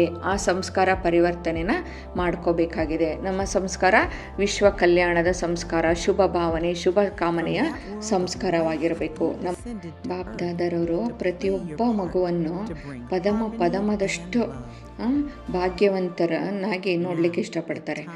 ಅದು ಏನು ಭಾಗ್ಯವಂತರು ಚಲನೆ ಮತ್ತು ಚೆಹರೆಯಲ್ಲಿ ನೋಡ್ಲಿಕ್ಕೆ ಬಯಸ್ತಾರೆ ತಂದೆ. ಅಂದರೆ ಅದು ನಿಮ್ಮ ಚಲನೆಯ ಮೂಲಕ, ನಿಮ್ಮ ಚೆಹರೆಯ ಮೂಲಕ ನೋಡ್ಲಿಕ್ಕೆ ಬಯಸ್ತಾರೆ ಅಂತ ಬಾಬಾ ಇಲ್ಲಿ ಹೇಳ್ತಿದ್ದಾರೆ. ಕೆಲವು ಮಕ್ಕಳು ಹೇಳ್ತಾರಂತೆ, ಭಾಗ್ಯವಂತರು ಆಗಿದ್ದೇವೆ, ಆದರೆ ನಮಗೆ ನಡೀತಾ ತಿರುಗಾಡ್ತಾ ಯಾವ ಭಾಗ್ಯ ಸ್ಮೃತಿಗೆ ಬರಬೇಕೋ ಅದು ಏನಾಗ್ಬಿಡ್ತದೆ, ವಿಸ್ಮೃತಿ ಆಗಿಬಿಡ್ತದೆ ಅಂತ ಹೇಳ್ತಾರೆ. ಮತ್ತು ಬಾಪ್ದಾದ ಪ್ರತಿ ಸಮಯ ಪ್ರತಿಯೊಬ್ಬ ಮಗುವಿನ ಮಸ್ತಕದಲ್ಲಿ ಬಾಬಾ ಏನು ಇಷ್ಟಪಡ್ತಾರೆ, ಭಾಗ್ಯದ ನಕ್ಷತ್ರವನ್ನು ನೋಡ್ಲಿಕ್ಕೆ ಬಯಸ್ತಾ ಇದ್ದಾರೆ. ಎಷ್ಟು ನನ್ನ ಮಕ್ಕಳು ಭಾಗ್ಯಶಾಲಿ ಮಕ್ಕಳಾಗಿದ್ದಾರೆ, ಅವರು ನಿಮ್ಮನ್ನು ಭಾಗ್ಯದ ನಕ್ಷತ್ರ ಹೊಳೆಯುವುದನ್ನು, ನಿಮ್ಮ ಮಸ್ತಕದಲ್ಲಿ ಹೊಳೆಯೋದನ್ನು ನೋಡಲಿಕ್ಕೆ ತಂದೆ ಬಯಸ್ತಾರೆ. ಯಾರಾದರೂ ನಿಮ್ಮನ್ನು ನೋಡಿದರೆ ಕೂಡ ನಿಮ್ಮ ಚೆಹರೆ ಮತ್ತು ನಿಮ್ಮ ಮುಖದಿಂದ, ನಿಮ್ಮ ಚಲನೆಯಿಂದ ಭಾಗ್ಯಶಾಲಿಗಳಂತೆ ಕಾಣಬೇಕು. ಇವ್ರನ್ನ ನೋಡಿದರೆ ಎಷ್ಟು ಭಾಗ್ಯಶಾಲಿ ಆಗಿದ್ದಾರೆ, ಇವ್ರನ್ನ ನೋಡಿದರೆ ಏನೋ ಒಂಥರ ದೇವತೆಯ ಕಳೆ ಇವರಲ್ಲಿದೆ ಅಂತ ಅನ್ನಿಸ್ಬೇಕು. ಲೌಕಿಕದವರು ನೋಡಿದರೆ ಅವರಿಗೆ ಆ ಥರ ಅನ್ನಿಸ್ಬೇಕು, ಆ ಥರ ಇರಬೇಕು ಮಕ್ಕಳು ಅಂತ ತಂದೆ ಇಷ್ಟಪಡ್ತಾ ಇದ್ದಾರೆ ಅಲ್ವಾ. ಮುಖದಲ್ಲಿ ಯಾವಾಗಲೂ ಮಂದಹಾಸ ಇರಬೇಕು, ನಿಮ್ಮ ಚಲನೆಯಲ್ಲಿ ರಾಯಲ್ ಆಗಿರಬೇಕು, ನಡತೆಯಲ್ಲಿ, ನಿಮ್ಮ ವಾಣಿಯ ಮೂಲಕ ನೋಡಿದರೆ ಅವರು ಎಷ್ಟು ಇವರು ಭಾಗ್ಯಶಾಲಿಗಳಾಗಿದ್ದಾರೆ. ಇವರನ್ನು ನೋಡಿದರೆ ದೇವತೆಗಳನ್ನ ನೋಡ್ದಂಗೆ ಆಗ್ತದೆ ಅನ್ಬೇಕು. ಆ ಥರ ನೋಡಲಿಕ್ಕೆ ತಂದೆ ಇಷ್ಟಪಡ್ತಾ ಇದ್ದಾರೆ. ಆಗೇನಾಗ್ತದೆ, ಮಕ್ಕಳ ಮೂಲಕ ಏನಾಗ್ತದೆ, ತಂದೆಯ ಪ್ರತ್ಯಕ್ಷತೆ ಆಗ್ತದೆ ಅಂತ ಬಾಬಾ ಇಲ್ಲಿ ತಿಳಿಸ್ಕೊಡ್ತಾ ಇದ್ದಾರಲ್ವಾ. ಇವರು ಎಲ್ಲಿಗೆ, ಇವರು ಬ್ರಹ್ಮಕುಮಾರಿಸಿಗೆ ಹೋಗ್ತಾಯಿದ್ರು, ಈಶ್ವರಿ ವಿಶ್ವವಿದ್ಯಾಲಯಕ್ಕೆ ಹೋಗ್ತಾಯಿದ್ರು. ಇವರು ಅಲ್ಲಿ ಹೋದ್ಮೇಲೆ ಎಷ್ಟು ಚೇಂಜ್ ಆಗಿದ್ದಾರೆ, ಇವರಲ್ಲಿ ಎಷ್ಟು ಇವರ ಚಲನೆ ವಲನೆಯಲ್ಲಿ ಎಷ್ಟು ಚೆನ್ನಾಗಿದೆ, ಇವರ ಚೆಹರೆಯಲ್ಲಿ ಎಷ್ಟು ಕಳೆ ಇದೆ, ಇವರು ಎಷ್ಟು ನೋಡಿದರೆ ಎಷ್ಟು ಭಾಗ್ಯವಂತರು ಅನ್ನಂಗೆ ಕಾಣಿಸ್ತಾ ಇದ್ದಾರೆ ಅಂತ ಅಂದಾಗ ಏನಾಗುತ್ತೆ, ಅಲ್ಲಿ ತಂದೆಯ ಪ್ರತ್ಯಕ್ಷತೆ ಆಗ್ತದೆ. ಅವರಿಗೆ ಹೋಗೋದ್ರಿಂದ ಏನೋ ನೋಡು ಅವ್ರಿಗೆ ಎಷ್ಟು ಖುಷಿ, ಶಾಂತಿ, ನೆಮ್ಮದಿ ಸಿಕ್ಕಿದೆ ಅನ್ನೋದು ಅದು ಕಾಣಿಸ್ಬೇಕು ಅಂತ ಬಾಬಾ ಇಷ್ಟಪಡ್ತಾ ಇದ್ದಾರೆ ಎಲ್ಲ ಮಕ್ಕಳಲ್ಲಿನೂ. ಈಗೇನಾಗಿದೆ, ಈಗ ವರ್ತಮಾನ ಸಮಯದಲ್ಲಿ ಮೆಜಾರಿಟಿ ಎಲ್ಲರೂ ಏನು ಅಂದರೆ ಅನುಭವ ಮಾಡಿಸ್ಬೇಕಾಗಿದೆ ಎಲ್ಲರಿಗೂ ಅಲ್ವಾ. ಅನುಭವ ಮಾಡಿಸ್ಬೇಕಂದ್ರೆ ಈಗ ಪ್ರಾಕ್ಟಿಕಲ್ಲಾಗಿ ನೋಡಲಿಕ್ಕೆ ಹೇಳ್ತಾರೆ, ಎಲ್ಲರೂ ಕೇಳ್ತಾರೆ. ಈಗ ಹಾಗೆ ಹೇಳಿದರೆ ಯಾರೂ ಕೇಳಲ್ಲ. ಈಗ ನೋಡ್ರಿ, ಈಗ ಸೈನ್ಸ್ನವರು, ವಿಜ್ಞಾನದವ್ರು ಏನು ಮಾಡ್ತಾರೆ, ಪ್ರತ್ಯಕ್ಷ ರೂಪದಲ್ಲಿ ತೋರಿಸ್ತಾರೆ ಅಲ್ವಾ. ಯಾವುದನ್ನಾದರೂ ಪ್ರಾಕ್ಟಿಕಲ್ಲಾಗಿ ಮಾಡಿ ತೋರಿಸ್ತಾರೆ. ಯಾವುದನ್ನೇ ಆಗಲಿ ಅನುಭವ ಮಾಡಿ ತೋರಿಸ್ತಾರೆ ಅವರು ಪ್ರಾಕ್ಟಿಕಲ್ಲಾಗಿ. ಅಂದಮೇಲೆ ನೀವು ಕೂಡ ಪ್ರಾಕ್ಟಿಕಲ್ಲಾಗಿ ಅನುಭವ ಮಾಡಿಸ್ಬೇಕು ಅಂತ ಹೇಳ್ತಾ ಇದ್ದಾರೆ. ಅದೇ ರೀತಿ ನೀವು ಮಕ್ಕಳು ಕೂಡ ಈಗ ಪ್ರಾಕ್ಟಿಕಲ್ಲಾಗಿ ಎಲ್ಲರಿಗೂ ಅನುಭವ ಮಾಡಿಸ್ಬೇಕು. ಶಾಂತಿಯಿಂದ ಆಯಿತು ಅಥವಾ ಶಕ್ತಿಯಿಂದಲಾಯಿತು ಎಲ್ಲ ಸಹ ಅನುಭವ ಮಾಡಿಸ್ಬೇಕು ಅಂತ ಬಾಬಾ ಇಲ್ಲಿ ಹೇಳ್ತಿದ್ದಾರೆ. ಎಲ್ಲರೂ ಆ ಥರ ಅನುಭವ ಮಾಡಲಿಕ್ಕೆ ಬಯಸ್ತಾರೆ. ಎಷ್ಟೆಷ್ಟು ನೀವು ಸ್ವಯಂ ಅನುಭವದಲ್ಲಿರ್ತೀರೋ ಆಗೇನಾಗ್ತದೆ, ಅದು ಅನ್ಯರಿಗೂ ಕೂಡ ಅನುಭವ ಮಾಡಿಸ್ಲಿಕ್ಕಾಗ್ತದೆ ಅಲ್ವಾ. ನೀವು ಆ ಅನುಭವ ಮಾಡ್ತಾ ಇರಬೇಕು, ಪರಮಾತ್ಮನಿಂದ ಆ ಶಕ್ತಿಗಳನ್ನು ಪಡ್ಕೊಳ್ತಾ ಶಾಂತಿಯ ಅನುಭವ, ಶಕ್ತಿಯ ಅನುಭವ,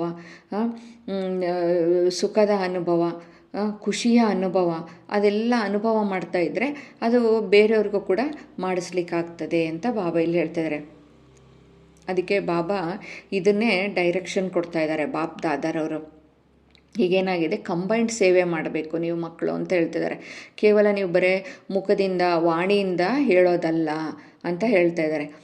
ನೀವು ಬರೀ ಮುಖ ವಾಣಿ ಮೂಲಕ ಹೇಳಿದರೆ ಅದು ಅವರಿಗೆ ಅನುಭವ ಆಗೋದಿಲ್ಲ. ಅದ್ರ ಜೊತೆಗೆ ನೀವೇನು ಬೇಕೋ ಅನುಭವ ಮೂರ್ತಿಗಳಾಗಿ ಅನುಭವನ ಮಾಡಿಸುವಂಥ ಸೇವೆ ಮಾಡಬೇಕು ಅಂತ ಬಾಬಾ ಹೇಳ್ತಿದ್ದಾರೆ. ಅನುಭವ ಮೂರ್ತಿಗಳಾಗಬೇಕು ನೀವು ಅಂತ. ಅವ್ರುಗಳಿಗೆ ಅನುಭವ ಮಾಡಿಸ್ತಾ ಹೋಗಬೇಕು. ಯಾರಿಗಾದರೂ ನೀವು ಜ್ಞಾನ ಕೊಡುವಾಗ ಇದನ್ನು ಅನುಭವ ಮಾಡಿಸ್ಬೇಕು ಅವರಿಗೆ ಈ ಶಾಂತಿಯ ಅನುಭವ ಆಯಿತು, ಖುಷಿಯ ಅನುಭವ ಆಯಿತು. ಅವ್ರಿಗೆ ಆಂತರಿಕವಾಗಿ ಖುಷಿ ಶಾಂತಿಯ ಅನುಭವ ಆಗಬೇಕು, ಇಲ್ಲ ಆತ್ಮಿಕ ಪ್ರೀತಿಯ ಅನುಭವ ಆಗಬೇಕು ಅವರಿಗೆ. ಇವರು ಎಷ್ಟು ಈ ಜ್ಞಾನ ಎಷ್ಟು ಅವರಿಗೆ ಒಂದು ಶಕ್ತಿ ಆಕರ್ಷಣೆ ನೀಡಬೇಕು ಅವರಿಗೆ. ಆ ಅನುಭವ ನೀವು ಮಾಡ್ತಾ ಅವರಿಗೆ ಹೇಳಿದರೆ ಅವರಿಗೂ ಅನುಭವ ಆಗ್ತಾ ಹೋಗುತ್ತದೆ. ಅವಾಗೇನಾಗ್ತದೆ, ಅವರಿಗೆ ಆ ಒಳಗಿಂದ ಅವರಿಗೆ ಆಂತರಿಕವಾಗಿ ಖುಷಿ ಆಗ್ತಾ ಇರುತ್ತೆ, ಏನೋ ಒಂದು ಶಾಂತಿಯ ಅನುಭವ, ಅವರಿಗೆ ಆ ನೆಮ್ಮದಿಯ ಅನುಭವ ಸಿಗ್ತಾ ಹೋಗುತ್ತೆ. ಇಂತಹ ಅನುಭವ ಮಾಡಿಸೋದ್ರಿಂದ ಏನಾಗ್ತದೆ, ಅವ್ರು ಅದು ಒಂದು ಸರಿ ಅನುಭವ ಆಯಿತು ಅಂದರೆ ಅವ್ರು ಮತ್ತೆ ಬಿಡಲ್ಲ. ಹೇಳಿರೋದು ಬೇಗ ಮರ್ತೋಗ್ಬಿಡುತ್ತೆ, ಆದರೆ ಅನುಭವ ಮಾಡಿರೋದು ಯಾವತ್ತೂ ಮರೆಯೋದಿಲ್ಲ. ಆ ಅನುಭವ ಮತ್ತೆ ಅವರಿಗೆ ಮಾಡಿಸೋ ಹಾಗೆ ಅವರು ಮತ್ತೆ ಮತ್ತೆ ಬರ್ತಾರೆ. ಅವಾಗ ಜ್ಞಾನವನ್ನು ಸಂಪೂರ್ಣವಾಗಿ ತಿಳ್ಕೊಳ್ತಾರೆ. ನೀವು ಯಾರು ಅನುಭವ ಮಾಡಿಸಿರ್ತೀರೋ ಅವ್ರ ಹತ್ರ ಮತ್ತೆ ಅವ್ರು ಬಂದುಬಿಟ್ಟು ಇದನ್ನು ಸಂಪೂರ್ಣವಾಗಿ ತಿಳ್ಕೊಳ್ತಾರೆ ಪರಮಾತ್ಮನ ಜ್ಞಾನದ ಬಗ್ಗೆ ಅಂತ ಬಾಬಾ ಇಲ್ಲಿ ತಿಳಿಸ್ಕೊಡ್ತಾ ಇದ್ದಾರೆ. ಯಾವುದಾದ್ರೂ ಒಳ್ಳೆಯ ಇನ್ನೂ ಕಾರ್ಯಕ್ರಮಗಳನ್ನ ಮಾಡಿರಿ, ಸಂದೇಶವನ್ನು ಆದಷ್ಟು ಕೊಟ್ಟಿದ್ದೀರಾ. ಕೊಟ್ಟಿರೋದಕ್ಕೆ ಏನಾಗಿದೆ, ಈಗೆಲ್ಲರೂ ದೂರು ಕೇಳೋದ್ರಿಂದ ಮುಕ್ತರಾಗಿದ್ದೀರಿ ಅಂತ ಬಾಬಾ ಇಲ್ಲಿ ಹೇಳ್ತಾ ಇದ್ದಾರೆ. ಇದಕ್ಕೆ ಬಾಬಾ ಇಲ್ಲಿ ಎಲ್ಲ ಚೆನ್ನಾಗಿ ಕಾರ್ಯಕ್ರಮಗಳನ್ನ ಮಾಡ್ತಾ ಇದ್ದೀರಾ, ಸಂದೇಶನ ಕೊಡ್ತಾ ಇದ್ದೀರಾ ಅಂತ ಬಾಬಾ ಇಲ್ಲಿ ಶುಭಾಶಯಗಳನ್ನ ತಿಳಿಸ್ತಾ ಇದ್ದಾರೆ. ಆದರೆ ಇದು ಪರಮಾತ್ಮನ ಜ್ಞಾನ ಎಂಬುದು ಇನ್ನೂ ಸುದ್ದಿ ಹರಡಿಲ್ಲ ಅಂತ ಬಾಬಾ ಹೇಳ್ತಾ ಇದ್ದಾರೆ. ಆ ಸುದ್ದಿ ಹರಡಬೇಕು. ಅವ್ರೇನಂತ ಹೇಳ್ತಿದ್ದಾರೆ, ಇವರು ಬ್ರಹ್ಮಕುಮಾರಿಯವರು ಒಳ್ಳೆ ಕಾರ್ಯವನ್ನು ಮಾಡ್ತಾ ಇದ್ದಾರೆ ಅಂತ ಪ್ರಪಂಚದವ್ರು ತಿಳ್ಕೊಂಡಿರೋದು. ಪ್ರಪಂಚದಲ್ಲಿರೋರೆಲ್ಲರೂ ಈ ಲೌಕಿಕದಲ್ಲಿ ಪ್ರಪಂಚದಲ್ಲಿರೋ ಎಲ್ಲ ಮನುಷ್ಯರು ಏನು ತಿಳ್ಕೊಂಡಿದ್ದಾರೆ, ಬ್ರಹ್ಮಕುಮಾರಿಯವರು ಒಳ್ಳೆ ಕೆಲಸ ಮಾಡ್ತಾ ಇದ್ದಾರೆ, ಇವರು ಒಂದು ಒಳ್ಳೆ ಕಾರ್ಯ ಮಾಡ್ತಾ ಇದ್ದಾರೆ, ಇದು ಒಂದು ಒಳ್ಳೆ ಜ್ಞಾನ ಆಗಿದೆ ಅಂತ ತಿಳ್ಕೊಂಡಿದ್ದಾರೆ. ಆದರೆ ಇದು ಪರಮಾತ್ಮನ ಜ್ಞಾನ ಆಗಿದೆ, ಇದು ಪರಮಾತ್ಮ ಕೊಡ್ತಾ ಇರುವಂಥ ಸತ್ಯ ಜ್ಞಾನವಾಗಿದೆ ಅಂತ ಅವರು ಇನ್ನೂ ಸಂಪೂರ್ಣವಾಗಿ ಇದು ಹರಡಿಲ್ಲ ಅಂತ ಬಾಬಾ ಇಲ್ಲಿ ಹೇಳ್ತಾ ಇದ್ದಾರೆ. ರಾಜಯೋಗ ಕೋರ್ಸ್ ಕೊಡ್ಬೋದು, ಆದರೆ ಇದು ಒಳ್ಳೆ ಕಾರ್ಯಗಳನ್ನು ಅವರೆಲ್ಲ ತುಂಬ ಶಾಂತಿಯಿಂದ ಇರೋರು, ಒಳ್ಳೆ ಕೆಲಸ ಮಾಡ್ತಾ ಇದ್ದಾರೆ ಅಂತ ಈ ರೀತಿ ಅಂದ್ಕೊಂಡಿದ್ದಾರೆ. ಅವ್ರಿಗೆ ಗೊತ್ತಾಗಿದೆ ಪರಮಾತ್ಮನೊಂದಿಗೆ ಆತ್ಮ ಜೋಡಣೆ ಮಾಡಿಸ್ತೀರಾ, ರಾಜಯೋಗವನ್ನು ಕೋರ್ಸ್ ಕೊಡ್ತೀರಾ, ಈ ಥರ ಎಲ್ಲ ಮಾಡ್ತೀರಾ ಅಂತ ಗೊತ್ತಾಗಿದೆ. ಅಲ್ಲೇನಾಗಿದೆ, ಪ್ರತ್ಯಕ್ಷತೆಯನ್ನು ಮಾಡಿ ತೋರಿಸ್ಬೇಕು ಅಂತ ಬಾಬಾ ಇಲ್ಲಿ ತಿಳಿಸ್ಕೊಡ್ತಾ ಇದ್ದಾರೆ. ತಂದೆಯ ಪ್ರತ್ಯಕ್ಷತೆ ಅವರಿಗೆ ಅನುಭವವನ್ನು ಮಾಡಿಸ್ಬೇಕು ಅಂತ ಹೇಳ್ತಾ ಇದ್ದಾರೆ. ಹೇಳ್ತಾ ಇರೋದು, ಈಗ ಬಹಳ ಜನ ಸ್ನೇಹಿಗಳಾಗಿದ್ದಾರೆ, ಸ್ನೇಹ ಬೆಳೆಸಿದ್ದಾರೆ. ಅವ್ರು ಹೇಳ್ತಾರೆ, ಇವರು ಬ್ರಹ್ಮಕುಮಾರಿಯವ್ರದ್ದು ಕಾರ್ಯಕ್ರಮ ಚೆನ್ನಾಗಿದೆ, ಅವರು ಭಾಳ ಚೆನ್ನಾಗಿ ಹೇಳ್ತಾರೆ, ರಾಜಯೋಗ ಕಲಿಸ್ತಾರೆ, ಪರಮಾತ್ಮನ ಜ್ಞಾನ ತಿಳಿಸ್ತಾರೆ, ಆತ್ಮದ ಪರಿಚಯವನ್ನು ನೀಡ್ತಾರೆ, ಈ ಥರ ಎಲ್ಲ ಅವರು ಹೇಳ್ತಾರೆ. ಆದರೆ ಅವರು ಇದು ಪರಮಾತ್ಮನೇ ಮಾಡಿಸ್ತಾ ಇದ್ದಾರೆ, ಅದನ್ನು ಮತ್ತಾರು ಮಾಡಲಿಕ್ಕೆ ಸಾಧ್ಯ ಇಲ್ಲ ಎಂಬುದು ಅವರು ತಿಳಿದುಕೊಂಡು ಏನಂದರೆ ಸ್ನೇಹಿಗಳಾಗ್ತಾ ಇದ್ದಾರೆ. ಆದರೆ ಅವ್ರಿಗೆ ಅದರಲ್ಲಿ ಸಂಪೂರ್ಣ ಇನ್ನೂ ಅವರು ಆಗ್ತಾ ಇಲ್ಲ. ಇದು ಸಂಪೂರ್ಣ ಜ್ಞಾನವನ್ನು ಅವ್ರನ್ನ ಪಡ್ಕೊಂಡಿಲ್ಲ ಅಂತ ಬಾಬೆಯಲ್ಲಿ ಹೇಳ್ತಿದ್ದಾರೆ. ಇನ್ನು ಸಮೀಪಕ್ಕೆ ಬರಬೇಕಾಗಿದೆ ಅಂತ ತಂದೆಯಲ್ಲಿ ತಿಳಿಸ್ಕೊಡ್ತಾ ಇದ್ದಾರೆ. ಇದು ಪರಮಾತ್ಮನ ಜ್ಞಾನನೇ ಆಗಿದೆ ಎಂದು ಅವರಿಗೆ ಅರ್ಥ ಆಗ್ತಾ ಇಲ್ಲ ಸಂಪೂರ್ಣವಾಗಿ, ಅದರಲ್ಲಿ ನಿಶ್ಚಯ ಬರ್ತಾ ಇಲ್ಲ. ಆವಾಗ ಅವರಿಗೂ ಸಂಪೂರ್ಣ ನಿಶ್ಚಯ ಬಂದು ಇದು ಪರಮಾತ್ಮನೇ ಸಾಕ್ಷಾತ್ ಜ್ಞಾನ ಕೊಡ್ತಾ ಇರೋದು ಅಂತ ಅವರಿಗೆ ಸಂಪೂರ್ಣ ನಿಶ್ಚಯ ಬಂದರೆ ಅವರು ಕೂಡ ಓಡೋಡಿ ಬರ್ತಾರೆ. ಅದಕ್ಕೆ ಈ ಥರ ಏನಾದರೂ ಪ್ಲ್ಯಾನ್ ಮಾಡಿ ನೀವು ಅಂತ ಬಾಬಾ ಇಲ್ಲಿ ಹೇಳ್ತಾ ಇದ್ದಾರೆ. ಇಂತಹ ಭಾಷಣನ ತಯಾರು ಮಾಡಬೇಕು, ಇದು ಪರಮಾತ್ಮನ ಅನುಭೂತಿ ಆಗಬೇಕು, ಇದು ಪ್ರಾಕ್ಟಿಕಲಲ್ಲಿ ಆಗಬೇಕು ಅಂತ ಬಾಬಾ ಇಲ್ಲಿ ತಿಳಿಸ್ಕೊಡ್ತಾ ಇದ್ದಾರೆ. ತಂದೆಯ ಪ್ರತ್ಯಕ್ಷತೆಯೂ ಆಗಬೇಕು.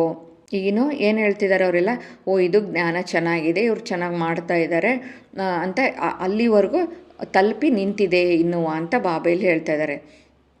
ನಾವು ಒಳ್ಳೆಯವರಾಗಬೇಕು, ನಾವು ಪರಿವರ್ತನೆ ಮಾಡ್ತವ್ರೆ, ಇಲ್ಲಿ ಎಲ್ಲರಿಗೂ ಪರಿವರ್ತನೆ ಮಾಡ್ತಾರೆ, ಅವರು ಒಳ್ಳೆ ಜ್ಞಾನವನ್ನು ಕೊಡ್ತಾರೆ, ಎಲ್ಲರೂ ಒಳ್ಳೆಯದನ್ನೇ ಯೋಚನೆ ಮಾಡಬೇಕು ಅಂತ ಹೇಳ್ಕೊಡ್ತಾರೆ ಅಂತ ಈ ಥರ ಅಲ್ಲಿವರೆಗೂ ತಲುಪಿದೆ ಅಂತ ಹೇಳ್ತಾರೆ.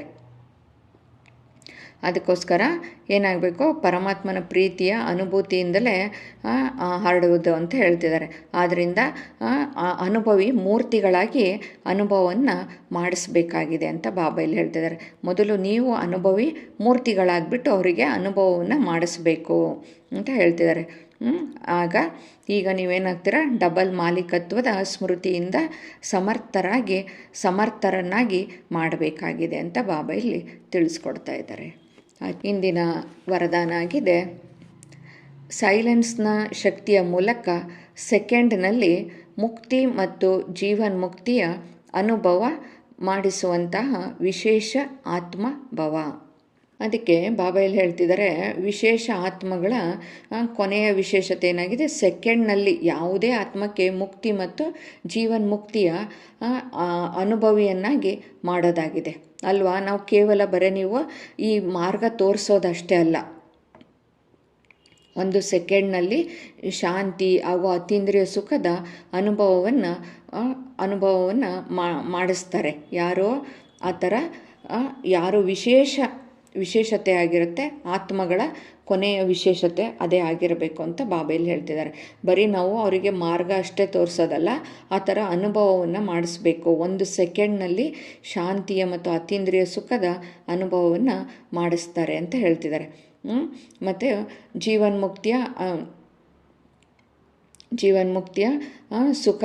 ಸುಖವಾಗಿದೆ, ಅನುಭವವಾಗಿದೆ, ಸುಖ ಮತ್ತು ಮುಕ್ತಿಯ ಅನುಭವವಾಗಿದೆ ಅಲ್ವಾ, ಶಾಂತಿ. ಆಗ ಯಾರೇ ಎದುರಿಗೆ ಬಂದರೂ ಅವರು ಸೆಕೆಂಡ್ನಲ್ಲಿ ಇದರ ಅನುಭವ ಮಾಡಬೇಕು. ಯಾವಾಗ ಈ ರೀತಿಯಲ್ಲಿ ಏನಾಗ್ತದೆ, ಈ ರೀತಿಯಿಂದ ಏನಾಗ್ತದೆ, ಸ್ಪೀಡ್ ಆಗ್ತದೆ. ಆವಾಗ ಸೈನ್ಸ್ನ ಮೇಲೆ ಕೂಡ ಸೈಲೆನ್ಸ್ನ ಏನಾಗ್ತದೆ, ವಿಜಯವನ್ನು ನೋಡ್ತಾ ಎಲ್ಲರೂ ಏನಾಗ್ತಾರೆ. ಅವಾಗ ಈಗ ಎಷ್ಟು ಈ ಶಾಂತಿನೇ ಕೊನೆಗೆ ಗೆಲ್ಲೋದು. ಈ ಸೈನ್ಸ್ನವರು ಏನೇ ಮಾಡಿದರೂ ಕೂಡ ಶಾಂತಿಯ ಶಕ್ತಿ ಏನಾಗ್ತದೆ, ವಿಜಯವನ್ನು ಸಾಧನೆ ಮಾಡಲಿಕ್ಕಾಗ್ತದೆ. ಅವಾಗೇನಾಗ್ತದೆ, ಎಲ್ಲರ ಮುಖದಿಂದ ವಾ ವಾ ಅಂತ ಹೇಳ್ತಾರೆ, ವಾ ವಾ ಎಂಥ ಮಾತುಗಳು ಹೊರಡ್ತದೆ ಅಂತ ಬಾಬೆಯಲ್ಲಿ ಹೇಳ್ತದೆ. ಪ್ರತ್ಯಕ್ಷತೆಯ ದೃಶ್ಯ ಎದುರಿಗೆ ಬರ್ತದೆ ಅವಾಗ ಅಂತ ಬಾಬಾ ಹೇಳ್ತಾ ಇದ್ದಾರೆ. ಅವರು ಸೈನ್ಸ್ನವರು ಎಷ್ಟೇ ಅವರು ಏನೇ ತಯಾರು ಮಾಡಿ, ಏನೇ ಅವರು ಬಾಂಬ್ಗಳು ಎಲ್ಲ ಏನೇ ಮಾಡಿದರೂ ಅವಾಗೇನಾಗ್ತದೆ, ಶಾಂತಿಯಿಂದನೇ ಕೊನೆಗೆ ಸ್ಥಾಪನೆ ಆಗೋದು. ಅದಕ್ಕೆ ಶಾಂತಿಯ ಶಕ್ತಿನೇ ಗೆಲ್ಲಲಿಕ್ಕೆ ಸಾಧ್ಯ ಆಗ್ತದೆ ಅಂತ, ಕೊನೆಗೆ ಶಾಂತಿನೇ ಸೈನ್ಸ್ನ ಮೇಲೆ ಏನಾಗ್ತದೆ, ಸೈನ್ಸ್ನ ಮೇಲೆ ಸೈಲೆನ್ಸ್ನ ವಿಜಯವನ್ನು ಎಲ್ಲರೂ ನೋಡ್ತಾರೆ ಅವಾಗ ಅಂತ ಬಾಬಾ ಇಲ್ಲಿ ತಿಳಿಸ್ಕೊಡ್ತಾ ಇದ್ದಾರೆ. ಸ್ಲೋಗನ್ ಆಗಿದೆ, ತಂದೆಯ ಎಲ್ಲ ಆಜ್ಞೆಗಳ ಮೇಲೆ ಬಲಿಹಾರಿ ಆಗುವಂತಹ ಸತ್ಯ ಪತಂಗಗಳಾಗಿ. ತಂದೆ ಏನು ಆಜ್ಞೆ ಮಾಡ್ತಾರೆ, ತಂದೆಯ ಶ್ರೀಮತ ಏನಿದೆ ಅದರಂತೆ ನಡಿಬೇಕು.